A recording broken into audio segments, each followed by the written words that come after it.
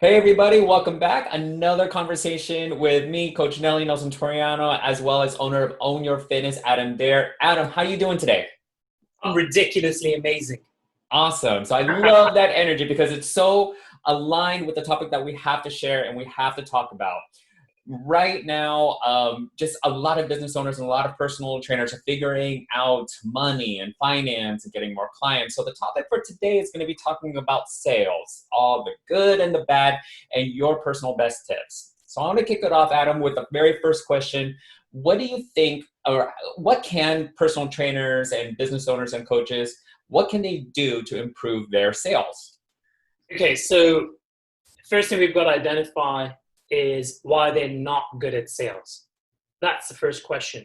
There's no clear description of what a coach is or what a personal trainer is, and then as well as how sales incorporated into it. So let me begin by saying that there's a lack of job description. That means when you get hired at a box gym, you're not told that you're going to be primarily someone who's going to be explaining and expressing your passion and Mm-hmm. promoting your services and your coaching expertise, i.e. sales, because Yeah. you need a customer, you need a student. I call my clients students in our personal training business, but even a student has to pay the teacher for the transaction to happen, Yeah. and then the coaching begin. So the first and primary step is to actually identify and accept that sales is the first part of any coaching business. I agree. And that's something that's not explained clearly. Now, when I left the box gyms and I started my own business 16 years ago, I had to understand that my experience that I went through in life has actually served me well. I had to sell flowers when I was 13 years old, door to door for a nonprofit company. I Mhm. had to go do telemarketing phone calls in the 90s and sell credit cards. I had to do customer service and conflict resolution for Citibank for 5 years in a corporate structure. And I did my martial arts training. And then I became a coach. Mhm. So I knew very well that in order for me to do well, I would have to talk to people. Plus, I'm extremely passionate about helping people. I live off the energy that Mhm. I give to people in order for them to improve their lives. Mhm. But let me just segue back into the sales.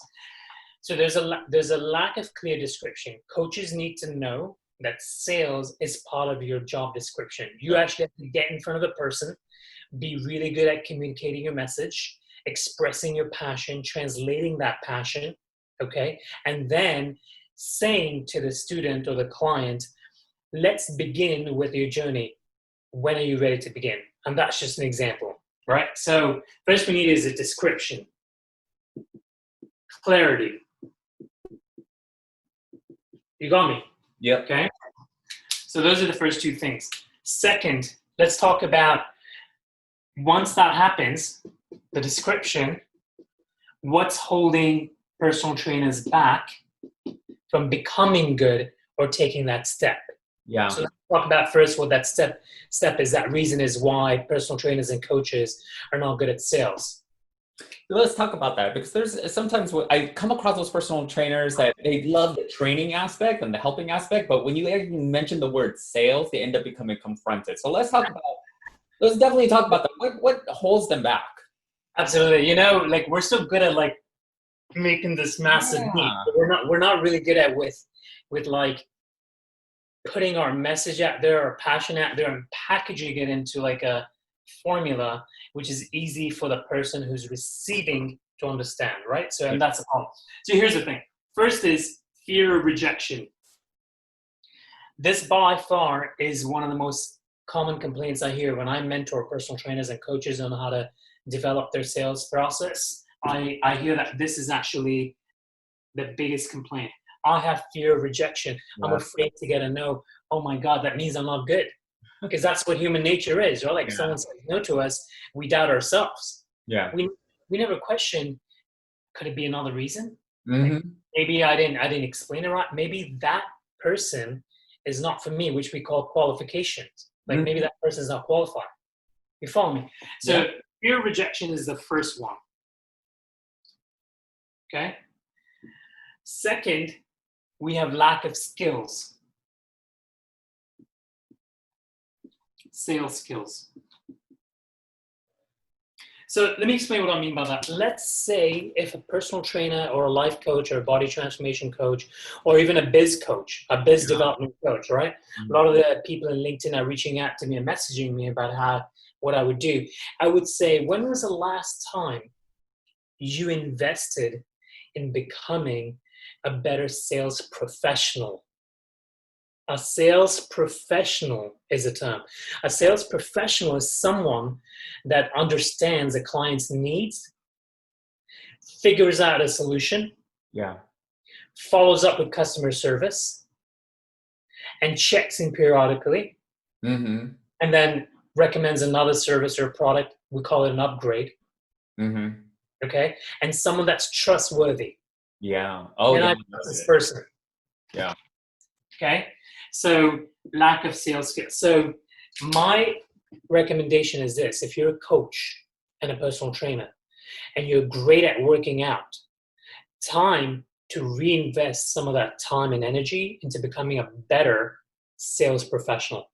That's really my recommendation, because unless you can figure out on how to communicate your expertise to the person in front of you, chances are, yeah, you'll get by, you'll do well, people will come to you. But the person in front of you is a human being. That person needs to know they can connect with you, and that person knows that your opinion is of trustworthy source. Yeah. So you have to be a complete professional, which means honesty, integrity, which means if you're not the right student for me, if you're not the right client for me, I've got to be able to say, Nelson, I'm sorry, I can't train you. You're not a good fit. But I know someone else in California. His name is Nelson Toriana. I'm going to recommend you to him because I just can't help you. Yeah. It's not within my scope to do plastic surgery. I'm not a professional. I want to stick within my own scope. Yeah. Right? Body transformation, sales mentorship, business development coach, life coach. Those are things that I've developed over the last 16 years and helped my clients with. There's no way I'm going to tell someone I know computer programming for a hefty amount of sum when I'm not that. That's a lie. And I'm just giving you an example, right? So you have to be really trustworthy. I love that you pointed that out also, because it ties into the very first point of the very top word that you wrote there is clarity. You know exactly who you are, you know exactly who you can communicate to and how to deliver the service. But as long as you are clear as a personal trainer what you can do, you can confidently say what you can and cannot do and who you can and cannot help. And again, you're still helping that person by making a referral to someone who can.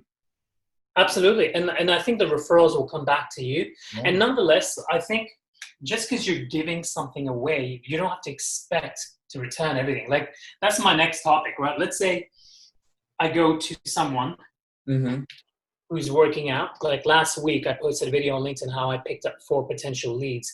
And I went in my neighborhood, approached these 4 people that have been working out for a few weeks in a row. And after I finished coaching my student there, I went up to those people and I said, give me a couple of minutes. I'm going to coach you to become better.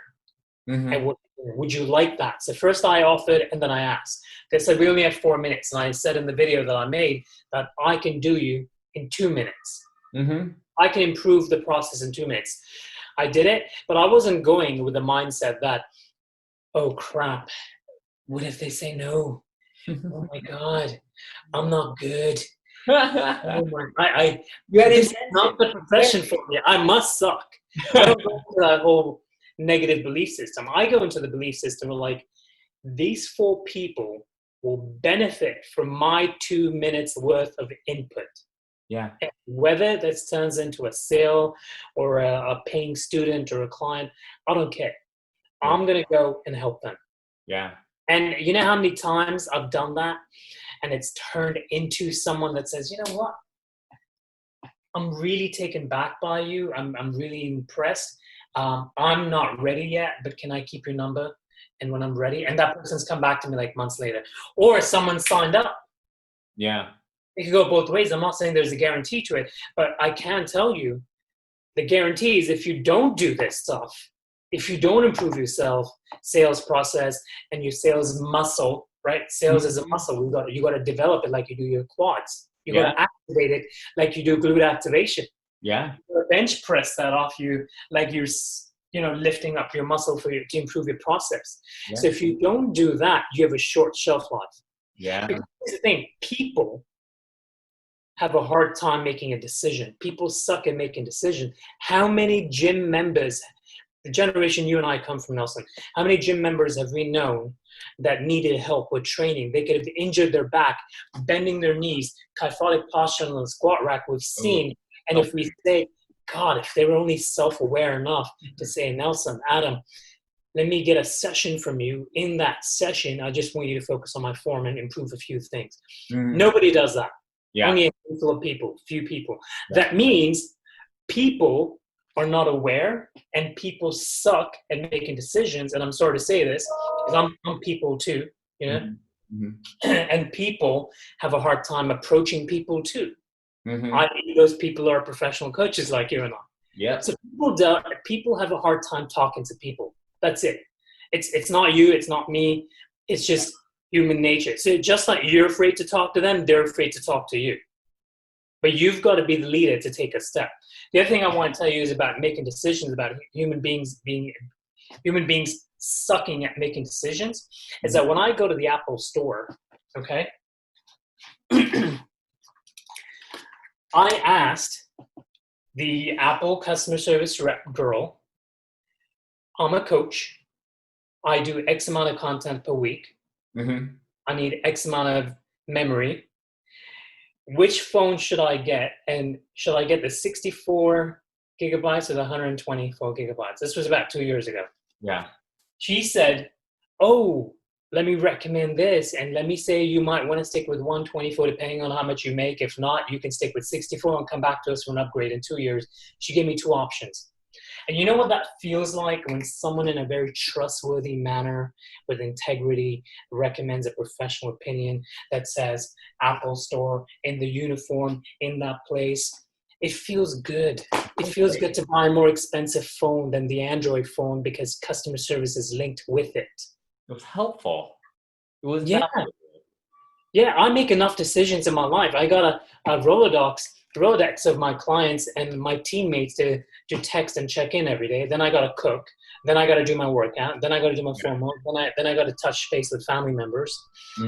Imagine people with kids. They've got that much more. And do you think they really care about making a decision? They've got energy to make the decision. They've got the energy to go online and Google and research on why strength training and progressive overloading is better to change the body shape, to do belly fat loss, and what we should be eating, and what is the criteria of a good personal trainer. They don't have that time. No, they're coming to us for decision making. Yeah. So we need to say, leave the decision making to me. I'm the professional, leave it to me. But you have to be so honest and so respectful when you do it that the person can instantly say, we're in a relationship. Instantly. Because this is a relationship business, and every relationship is based on honesty, trust, integrity, and dependability. Can I get a text message from you, Adam, when something's going wrong and I'm feeling this pain and I'm feeling emotionally not energized to stay on my diet? Can I expect you? Can I depend on you to uplift me? Can I depend on you when your shoulder hurts to figure out another workout that I have to do? Can I depend on your trust? This is what a relationship is all about. But in order for you to do that, you have to talk to people. You have to be completely sold in what you do and trust what you do will make an impact on people's lives. Completely. And the way to do that is my friend and fellow coach, Nelson Toriano, is by taking the first step. Go and talk to that first person, even if you have lack of selling skill, even if you have fear of rejection. This I can help people with. I do mentorship. Someone can call me up tomorrow and say, can I get an hour's worth of your time? I want to do a sales coaching session. Sure. I'll help them unblock some limiting beliefs, fear of rejection, some emotional issues, lack of clarity on what's going on in their job description, and then teach them how to do a workout. Go tomorrow, talk to X amount of people, tell me what they said, tell me what you said, come back and tell me, we'll have another session. That's what sales mentorship is all about. But you can't get here unless you realize that it is part of your job description. End of story. Love it. Great reminder. So Adam, all of that information was great. Audience members, clarity, professionalism, trustworthy, developing an actual relationship. This is the sales process. Adam, if listeners need your help, where can they go to contact you? So on LinkedIn, they can go to Coach Adam Dare, Own Your Fitness. My website is ownyourfitness.net. So if you punch that in Google, I will show up, and some of the training me and my team does, that will show up. On Instagram, it's own_your_fitness. Facebook is Own Your Fitness.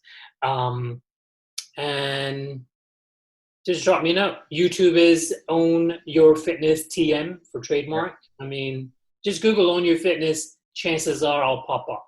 Chances are I will probably pop up. All right, listeners, that was a great, wonderful, valuable conversation of something that we all do is the sales process, but we do have to carry ourselves as fitness professionals and as sales professionals. Adam, thank you so much for your time. Audience members, until next time, have a wonderful day.